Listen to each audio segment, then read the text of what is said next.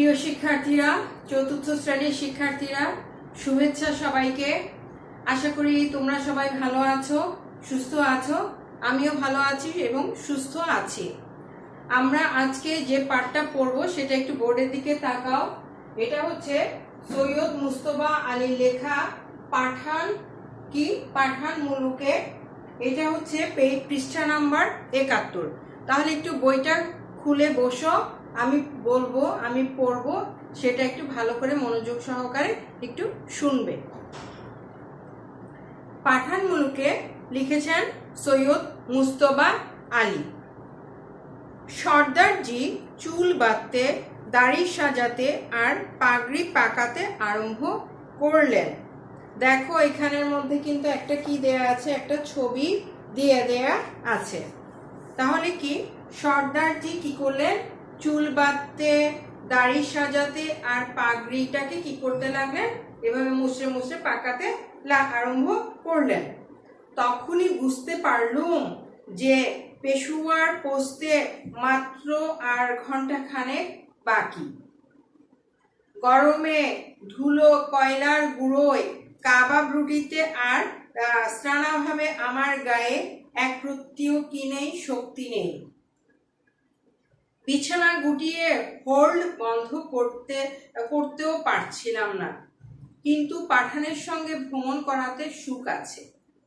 আমাদের কাছে যেটা কঠিন বলে বোধ হয়, পাঠান সেটা গায়ে করে দেয়।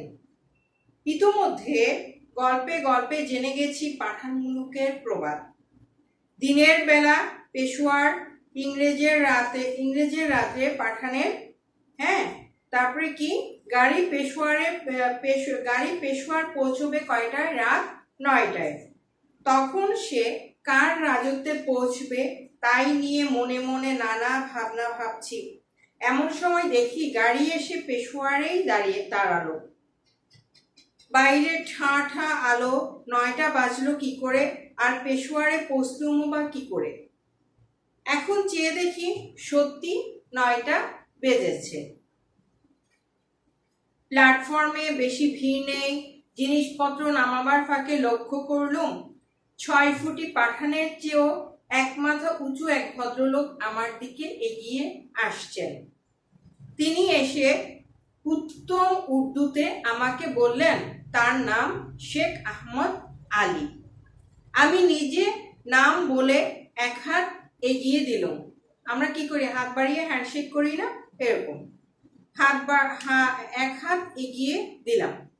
তিনি তার দুহাতে সেটি লুফে নিয়ে দিলেন এক চাপ পরম উৎসাহে, গরম সম্বর্ধনায়। হঠাৎ আমাকে দুহাত দিয়ে জড়িয়ে খাস পাঠানি কায়দায় আলিঙ্গন করতে আরম্ভ করলেন। সঙ্গে সঙ্গে তিনি উর্দু পশতুতে মিলিয়ে অনেক কথা বলছিলেন।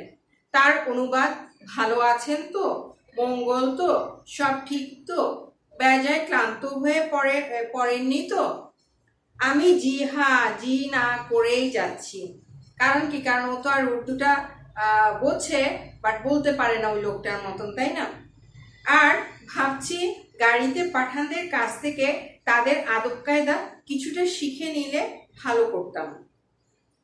খানিকটা কোলে পিঠে, খানিকটা টেনে হিচড়ে তিনি আমাকে স্টেশনের বাইরে এনে একটা টাঙায় বসালেন। আমি তখন শুধু ভাবছি, ভদ্রলোক আমাকে চেনেন না, জানেন না আমি বাঙালি, আর তিনি হচ্ছেন পাঠান। তবে যে এত সম্বর্ধনা করছেন তার মানেটা কি? এর কতটা আন্তরিক আর কতটা লৌকিকতা। আজ বলতে পারি পাঠানের অভ্যর্থনা সম্পূর্ণ নির্জলা আন্তরিক। অতিথিকে বাড়িতে ডেকে নেয়ার মতো আনন্দ পাঠান অন্য কোনো জিনিসে পায় না। আর সে অতিথি যদি বিদেশি হয় তাহলে তো আর কোনো কথাই নেই। টাঙা তো চলছে পাঠানি কায়দায়।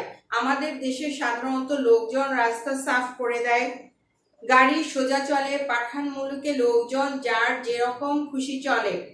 গাড়ি এঁকে বেঁকে রাস্তা করে নেয়, ঘন্টা বাজানো, চিৎকার বৃথা। খাস পাঠান কখনো কারোর জন্য রাস্তা ছেড়ে দেয় না। সে স্বাধীন, রাস্তা ছেড়ে দিতে হলে তার স্বাধীনতা রইল কোথায়?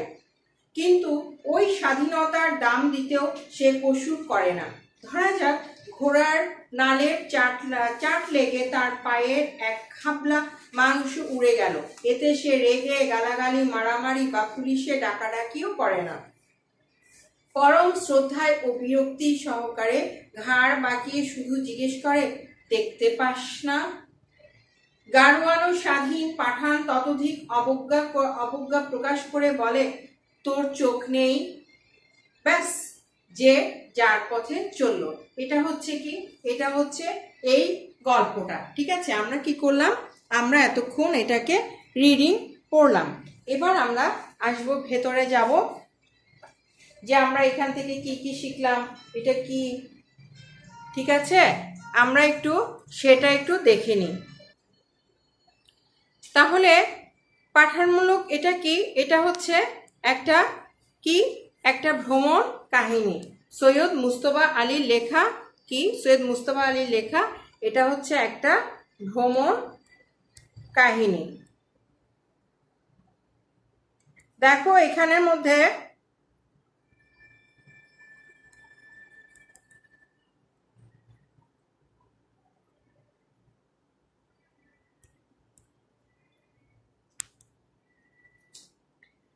এখানে পাঠানমূলকে এটি হচ্ছে ভ্রমণ কাহিনী। যেসব লেখায় ভ্রমণ বিষয়ক অভিজ্ঞতার বর্ণনা থাকে সেগুলোকে আমরা কি বলি? আমরা বলি সেগুলাকে ভ্রমণ কাহিনী। ঠিক আছে, এরপরে দেখো পাঠানমূলকে নামক ভ্রমণ কাহিনীটি লিখেছেন কে? লিখেছেন সৈয়দ মুজতবা আলী। তারপরে দেখো পাঠানমূলক বলতে লেখক পেশোয়ার শহরকে কি করেছেন? বুঝিয়েছেন। পেশোয়ার বর্তমান পাকিস্তানের কি খাইবার পাখতুনখোয়া প্রদেশের রাজধানী। পশতু কি? পশতু হচ্ছে একটি ভাষার নাম। হ্যাঁ, নির্জলা শব্দের অর্থ কি? নির্জলা শব্দের অর্থ হচ্ছে কি? নির্ভেজাল বা খাঁটি। আচ্ছা, এখানে এরপরে দেখো আমরা কি শিখব, যে এখানের মধ্যে কি কি বলা হয়েছে? পাঠানমূলকে গিয়ে লেখকের অভিজ্ঞতার কথা তুলে ধরা হয়েছে এই গল্পটিতে। এরপরে কি? পাঠানেরা ওরা হচ্ছে খুবই অতিথি পরায়ণ। ঠিক আছে, তারা হচ্ছে কি ধরনের? তারা হচ্ছে খুবই অতিথি পরায়ণ। এরপরে আমরা কি বলতে পারি? অতিথিদের প্রতি অভ্যর্থনায় তারা কি করে? পুরোপুরি একটা নির্ভেজাল। তাদের মনের মধ্যে কি থাকে না? কোনো ধরনের কোনো ভেজাল বা লোক দেখানোর ওরকম কিছু করা থাকে না। যা করে, যা দেখায় তা কি করে? ওরা মন থেকেই মেহমানদের সাথে আপ্যায়ন করে থাকে। এছাড়া খাস পাঠানেরা কীরকম? তারা হচ্ছে খুব স্বাধীন প্রকৃতির হয়। পাঠানদের কাছ থেকে শেখার কি আছে? শেখার অনেক বিষয় আছে। ঠিক আছে, এখন আমরা কি করব? এখানের মধ্যে দেখি আমাদের কিছু শব্দার্থ আছে, আমরা সেই শব্দার্থগুলো আমরা পড়ব। এখানে কি কি আছে? আছে স্থানাভাবে, তারপর আছে একরত্তি। হ্যাঁ, আমরা এই যে এগুলোর কি করব, শব্দার্থ যেগুলো আছে আমরা একটু শব্দার্থটা পড়ি। চলো।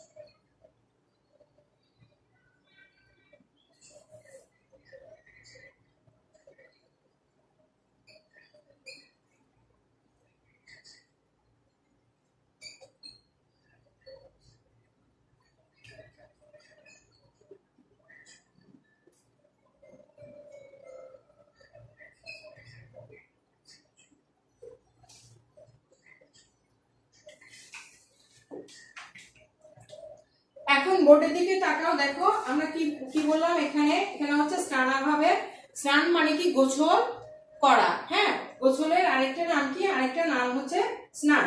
স্নানাভাবে মানে কি স্নানের অভাবে বা গোসল করতে না পারা বা স্নান করতে না পারা।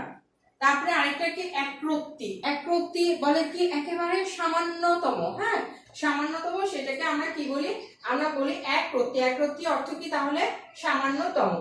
খন্ডল, খন্ডল অর্থ কি যে বোচকার ভিতর, বস্তার ভিতর মানুষ যখন বেড়াতে যায় তখন কি হয়, তখন তোমার এই যে ব্যাগের মধ্যে করে ভরে ফোল্ডিং করে বালিশ, কাঁথা বালিশ নিয়ে যায় না, তাহলে সেটা কি হয়, সেই যে বস্তার মধ্যে ভরা যে কাঁথা বালিশ আছে সেটাকে আমরা কি বলবো, আমরা বলবো খন্ডল। দেখো এখানের মধ্যে যে বোচকার ভিতরে বালিশ বিছানা ভরে, হ্যাঁ, বিছানা ভরে বেঁধে রাখে, বালিশগুলোকে কি করে বিছানার মধ্যে ফোল্ড করে তারপর বেঁধে রাখে না, হ্যাঁ, সেটাকে কি বলবো, আমরা বলবো খন্ডল। তাহলে খন্ডলটা আরেকবার শিখি, যে বোচকার ভিতরে বালিশ বিছানা ভরে কি করে বেঁধে রাখে। ঠাঠা আলো, ঠাঠা আলোটা কি এত তেজি আলো যে চোখ মেলে তাকানো যায় না। কড়া রোদে যখন প্রখর গরম হয়, রোদ পড়ে, সূর্যের আলো, তখন কি আমরা তাকাতে পারি, আমরা কিন্তু তখন তাকাতে পারি না। তাহলে সেটাকে কি বলে, বলে ঠাঠা রোদ। তারপর হচ্ছে আলিঙ্গন করা, আলিঙ্গন করা কি এটা আমরা সবাই জানি, বুঝি, কোলাকুলি করা। তারপর হচ্ছে পশতু, পশতু কি বাংলা, হিন্দি, উর্দুর মতো পাঠান এলাকার একটি ভাষার নাম, হ্যাঁ, পাঠান যে এলাকাটা আছে সেটার কি, সেটার একটা এলাকার কিছু ভাষা আছে, সেটাকে কি বলে, সেটাকে বলে পশতু। তাহলে আমরা শব্দার্থগুলো আরেকবার একটু পড়ি, তারপরে আমরা আরো কিছু শিখবো। প্রথমটা কি দেখো, স্নানাভাবে, স্নানের অভাবে। একরত্তি, একরত্তি কি সামান্যতম। তারপরে হচ্ছে হন্ডল, হন্ডল কি যে বোচকার ভিতরে বালিশ বিছানা ভরে রাখে। ঠাঠা আলো, এক তেজি আলো যে চোখ মেলে তাকানো যায় না, এত আলো যে চোখ মেলে কি করা যায় না, তাকানো যায় না, হ্যাঁ। আলিঙ্গন করা, কোলাকুলি করা। পশতু, পশতু কি বাংলা, হিন্দি, উর্দুর মতো পাঠান এলাকার একটি কিসের নাম, একটি ভাষার নাম।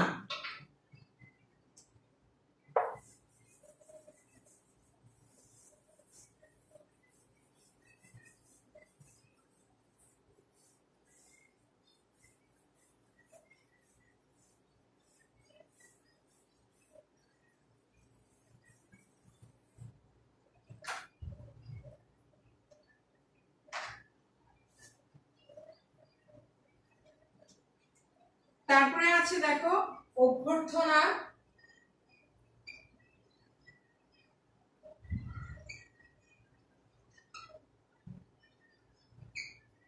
অভ্যর্থনাকে আমরা কি বলতে পারি,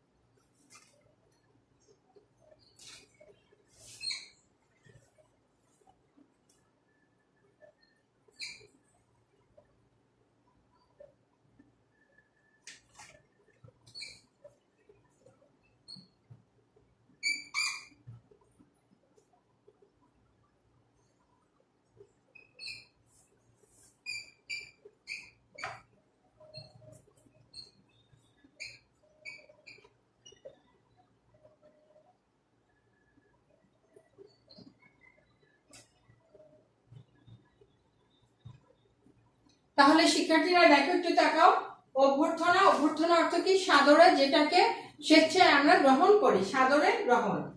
নির্জলা, নির্ভেজাল বা খাঁটি, যেটার মধ্যে কি নেই, কোনো ধরনের কোনো ভেজাল নেই। বৃথা, যাতে কাজ দেয়, যাতে কাজ দেয় না, হ্যাঁ দেয় না বা কি, যাতে কাজ হয় না।